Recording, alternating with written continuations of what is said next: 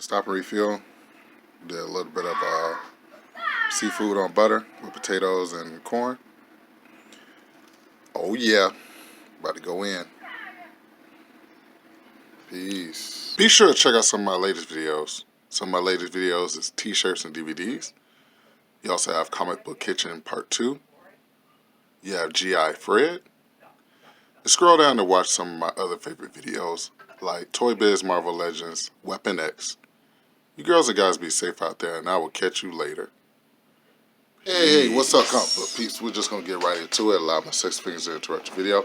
This is one of my favorite selects, so I'm finally glad to have back into my collection. You know, I got a lot of my Transformers and a lot of my selects. I donated to a good cause, but now I have them back. And this is Nathan Summers' Escani's son. Cable is basically Cyclops and the Goblin Queen son. So it's not Jean Grey's son, it's the Goblin Queen. And Cable is so powerful that if you look at the villain Strife, you'll realize how powerful he is. Cable is powerful, halfway powerful, because he actually keeps the techno-organic virus from taking over his body. If he didn't have that in his system, he would be just like the Age of Apocalypse X-Man. So, or like Strife. So basically, Cable kind of makes up for, the techno-organic virus by kind of being like the Terminator. Cable is able to take down the whole Avengers team by himself, so that should let you know how capable he is. Now his brother, Strife, who's his clone, is a direct badass. And if you look right here, you'll see that's the cape of Strife, and also the helmet of Strife. See that helmet? But I love Strife, like Cable, Strife, Apocalypse. Love that storyline. Loves how it intertwines. Cable is the reason why Apocalypse was able to tap into the celestial technology, because a drop of his blood merged with Apocalypse, and Apocalypse was able to merge with the celestial technology. That's why Apocalypse has that armor, and he's absolutely a demigod, and I love Apocalypse. So when you talk about Cable, Strife, and Apocalypse, you're talking about 3 of my favorite characters in the Marvel Universe. But this is so awesome. When I got older, I realized that Cable is basically a mutant Terminator, but he's more than that. He's a father figure to Hope Summers. He's the mutant that saved Hope Summers. He raised her. Cable is just a complete badass and an iconic character. If you ever want to learn his origins, just watch Rob's, what is it called? Comic Book Explain the Origins of Cable. This is a heavy, heavy action figure. The base is heavy. Like I said, you have Strife defeated at the base. The one that I owned previously, the legs were straight, but it's fine. I don't mind. I got this back in my collection, and actually I bought 2. I bought one for me and one for Comic Book Window. So this is the first time I've seen one of the Marvel Selects with the actual, stuff kind of showing in the articulation of their legs. But still very awesome. This is the 90s Cable. The Cable that was armed to the teeth for no reason. I mean, this man had 35 guns. What you got? 1, 2, 3, 4, 5 guns in the pack. You know what I'm saying? Just overkill. So definitely love this Cable. Definitely love his history with Deadpool. And yeah, I'm just in awe of this Marvel Select. Glad to finally have it back in my collection. So let's look at the box. We're just going to live turn it. We're going all the way live. So this is a drawing from one of my favorite artists, which is Ariel Olivetti. Ariel Olivetti draws everybody kind of like beefy and big like this. I definitely loved his run on Incredible Hulk and also Scar. He made Scar a beast. And definitely Cable. This is one of the first runs of Cable when he jumped into the future with Hope. He told his dad, Scott Summers, he was like, look, give me Hope. I'm going to go into the future and I'm going to raise her and I'm going to bring her back when the time is right. And that's what he did. I definitely love Nathan Summers, the Escani's son. When I was growing up, I didn't really realize that Cable was going to grow on me like that. He's one of my favorite X-Men of all times.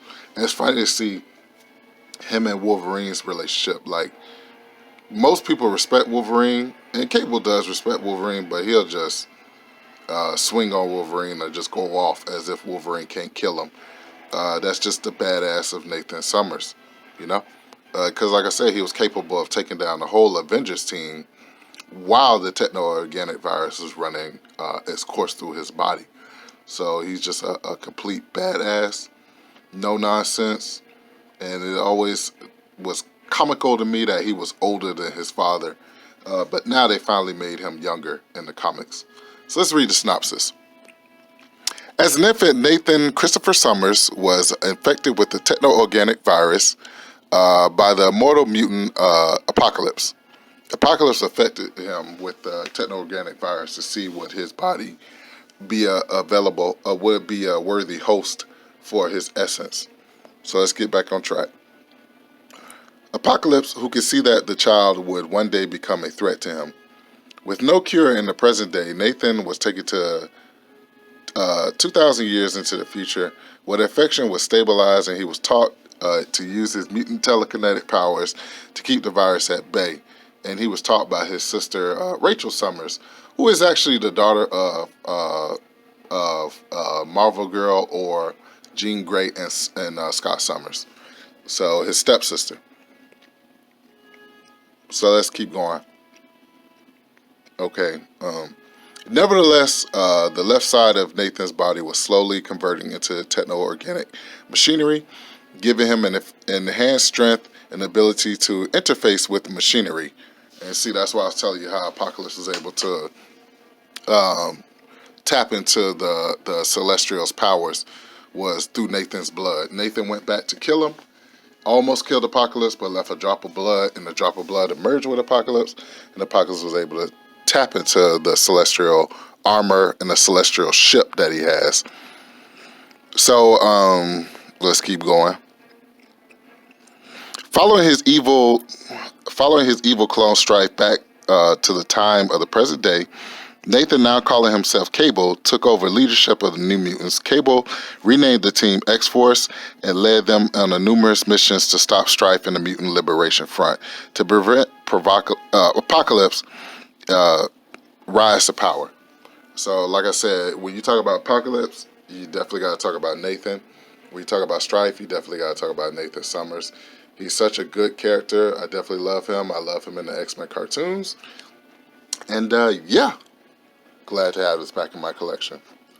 Actually, when I seen him for a cheaper price, Big Brother Rig and Leonard 17K Hudson, I giggled and went ape nuts like a dolphin. So let's take one more look at him. Damn, I didn't even notice he had a bigger gun right here in the corner. So that's 1, 2, 3, 4, 5. 5 guns that he has in the package. Awesome. Awesome, awesome. And yeah, I'm definitely glad to have him. He's going to go on the Marvel Select wall with the X-Men. Just so 90s. Liefeld over armoring people.